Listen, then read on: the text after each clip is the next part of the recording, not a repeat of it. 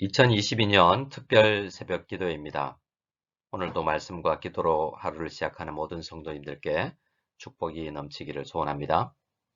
함께 말씀을 묵상하겠습니다. 고린도전서 2장 2절입니다.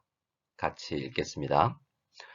내가 너희 중에서 예수 그리스도와 그가 십자가에 못 박히신 것 외에는 아무것도 알지 아니하기로 작정하였음이라. 아멘. 오늘 본문은 고린도전서 2장인데요. 하나님께서 사도 바울을 성령으로 감동하게 하여 고린도 교회에 주신 말씀입니다. 사도행전 18장 말씀을 보면 고린도 교회는 바울의 제2차 선교 여행 때 개척이 된 교회라는 것을 알 수 있습니다. 고린도 지역은 그리스 남쪽 지중해 연안에 위치한 항구 도시였는데요. 무역이 발달해서 경제적으로 풍요로운 도시였습니다. 무역을 통해서 물건만 그곳으로 들어온 것이 아니라 각종 문화와 그리고 학문, 사상, 종교가 모여드는 도시였습니다. 바울은 한 도시에 복음을 전할 때 항상 회당에 모인 유대인들을 먼저 접촉했는데요. 이 고린도 지역에서도 마찬가지였습니다. 그런데 그 지역의 유대인들은 바울이 전하는 복음에 크게 반발을 했습니다. 복음의 내용에 대한 반대를 넘어서 바울이라는 한 사람을 비난하며 인격적으로 모독을 주기도 했죠. 아마도 테러를 하려는 움직임도 있었던 것 같습니다. 그래서 바울은 유대인들에게 복음을 전하는 것을 포기하고자 했습니다. 그런데 밤에 주께서 환상 가운데 고린도에 있는 바울에게 말씀하셨습니다. 두려워하지 말며 침묵하지 말라고 하셨습니다. 주님을 의지하여 두려움을 극복하고 계속 복음을 전하라고 하신 것입니다. 주님은 바울에게 그 이유를 설명하시기를 이 고린도 지역에 구원을 얻기로 이미 택함을 받은 하나님의 백성들이 많이 있기 때문이라고 하셨습니다. 바울은 주님의 이 말씀을 의지하여 힘을 내어서 고린도에서 1년 6개월을 머물면서 하나님의 말씀과 십자가의 복음을 전했습니다. 그렇게 지난한 어려운 과정을 통해서 이 한 교회, 고린도 교회가 세워진 것입니다. 그런데 안타깝게도 바울이 떠나고 나서 고린도 교회는 여러 가지 문제로 어수선했습니다. 그토록 어렵게 세워진 교회가 깨어질 지경에 이르렀던 것입니다. 그 교회의 가장 큰 문제 중에 하나는 교회가 여러 파당으로 나누어진 것인데요. 어떤 사람들은 교회를 개척한 목사인 바울파라고 하고 어떤 사람은 성경을 더 가르친다고 주장하면서 아볼로파라고도 했습니다. 또 어떤 사람은 예수님의 수제자인 베드로파라고 하기도 하고요. 심지어 나는 이도 저도 아니라 그리스도파라고 주장하면서 교회가 몇 개의 파당으로 나누어졌던 것입니다. 고린도 교회 성도들은 이렇게 나누어지는 것이 얼마나 주님의 마음을 아프게 하는지 잘 깨닫지 못하고 저마다 자기가 옳다고 주장만 하고 있었던 것입니다. 주님께서는 그리고 교회를 개척한 사도 바울의 마음은 찢어질 지경이었습니다.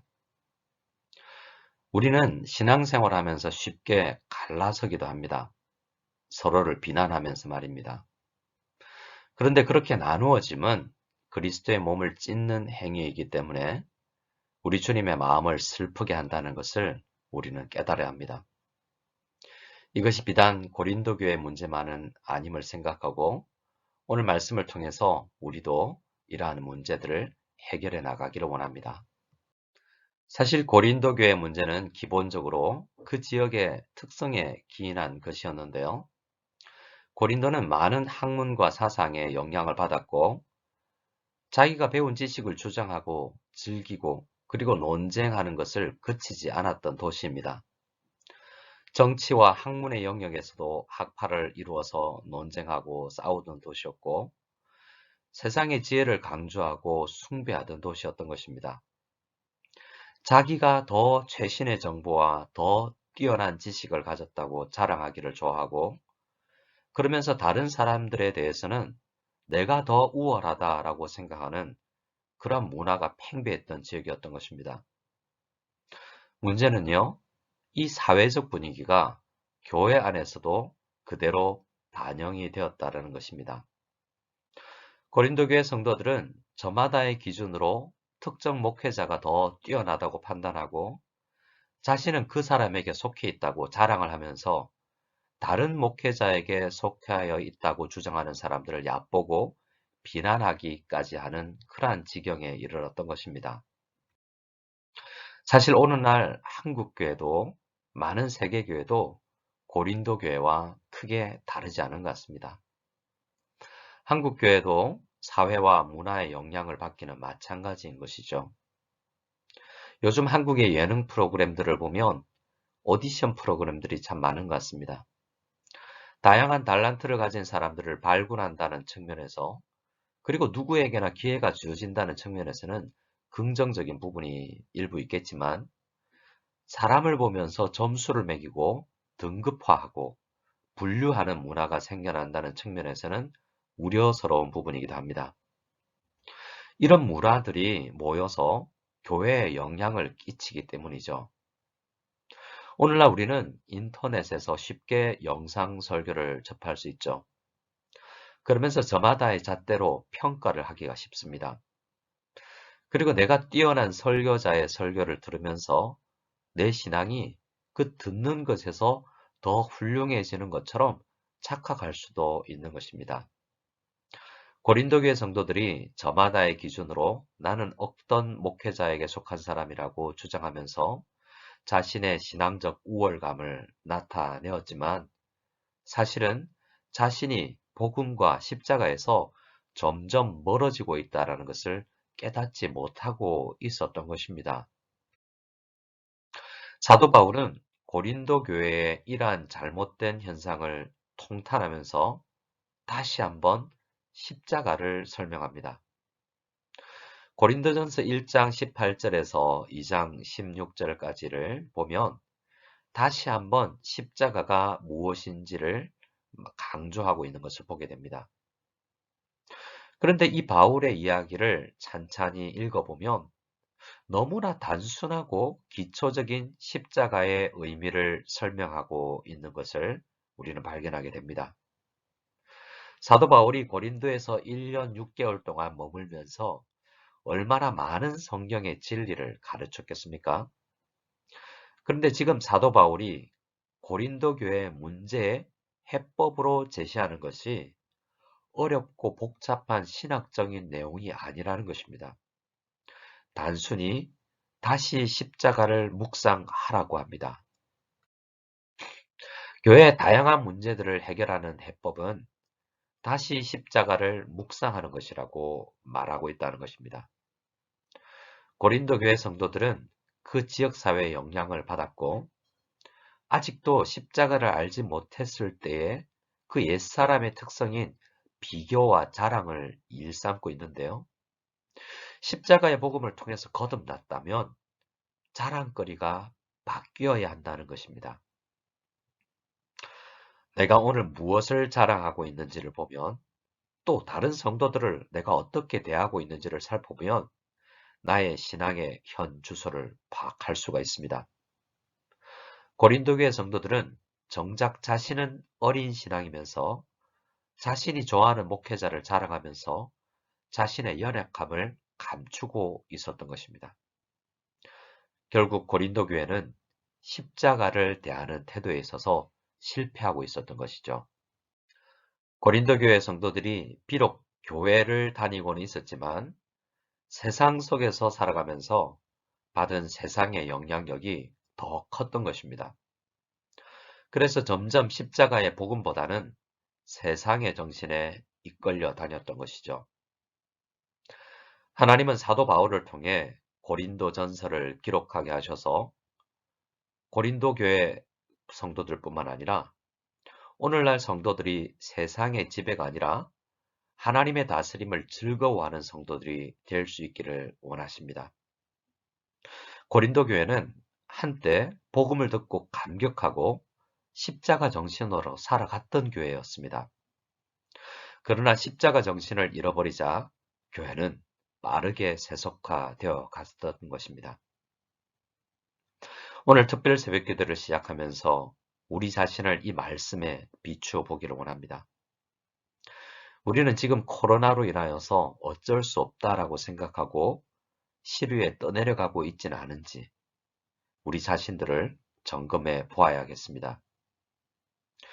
주중에 몇몇 선동님들께 예배 생활을 잘 하고 계신지 여쭤봤는데요. 몇 분들은 주일 예배조차 제대로 드리지 못하고 있다고 하셨습니다. 오늘 우리는 고린도 교회 실패가 우리에게 무엇을 교훈하고 있는지를 점검해 보기를 원합니다.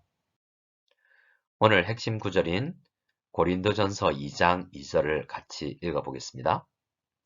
내가 너희 중에서 예수 그리스도와 그가 십자가에 못 박히신 것 외에는 아무것도 알지 아니하기로 작정하였음이라. 아멘. 이 말씀은 사도 바울이 고린도 교회에 처음 복음을 전할 때 어떤 마음이었는지를 설명하는 것인데요.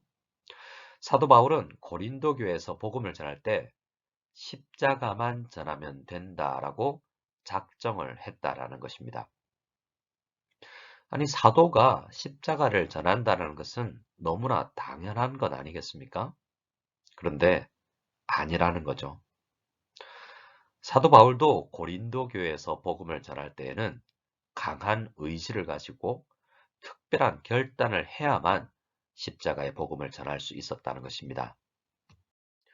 사도 바울이 고린도 교회에서 복음을 전할 때 예수 그리스도와 그가 십자가에 못 박히신 것만을 전하기로 작정한 이유는 고린도로 오기 전에 아덴에서의 경험으로 인한 것이었습니다. 아덴에서 바울은 예수 그리스도와 십자가만이 아닌 자신이 이전에 유대교에 있을 때 열심히 배웠던 철학과 논쟁의 기술을 이용해서 복음을 전하고자 했던 것입니다. 아마도 철학과 변정을 중시하는 이 아덴이라는 도시의 특성에 맞춰서 복음을 전하고자 했기 때문에 택한 방식이었던 것 같습니다. 그런데 아덴에서의 이 복음 전도는 실패했습니다.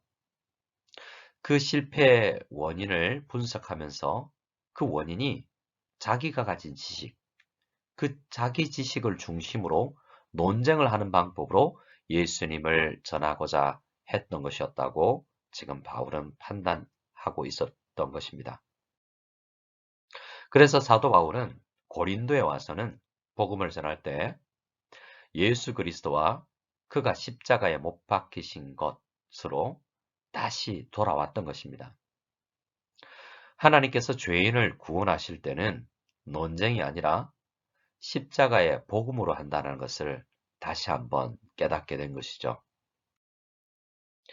사랑하는 무성연합교회 성도 여러분, 십자가에서 우리를 구원하시기 위해서 예수님은 대속의 피를 흘리셨습니다. 창에 찔려 예수님의 심장은 터졌고 찢겨진 예수님의 육체에서 흘러내린 물과 피로 그 피로 우리가 죄사함을 받은 것입니다. 우리는 그 갈보리 언덕에서 십자가를 지신 예수님을 믿고 하나님의 자녀가 되지 않았습니까? 하나님과 원수되었던 우리가 하나님과 화평을 누리게 되었던 것입니다. 우리는 이러한 예수님의 십자가의 사랑으로 성도가 되었는데 세상이 가르치는 세상 정신으로 돌아가서 성도와 성도 사이에 담을 쌓고 있지는 않은지 우리 자신을 살펴보아야 되겠습니다. 오늘 고난주간 특별 새벽기도의 첫날 말씀을 통해 우리 모든 대인관계와 교회 안의 문제의 해법은 우리 모두가 다시 십자가로 시선을 향하면서 해결된다는 믿음을 가지기를 원합니다. 이 말씀을 마치겠습니다. 그리고 말씀을 마치고 우리 함께 기도하기를 원합니다.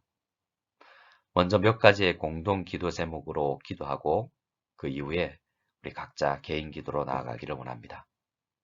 앞으로 남아있는 고난주간 특별 새벽 기도회에도 많이 참석해 주시고 함께 십자가를 붙들고 회복을 이루어 교회를 주님께서 원하시는 교회로 만들어가는 우리 모두가 될 수 있기를 소원합니다.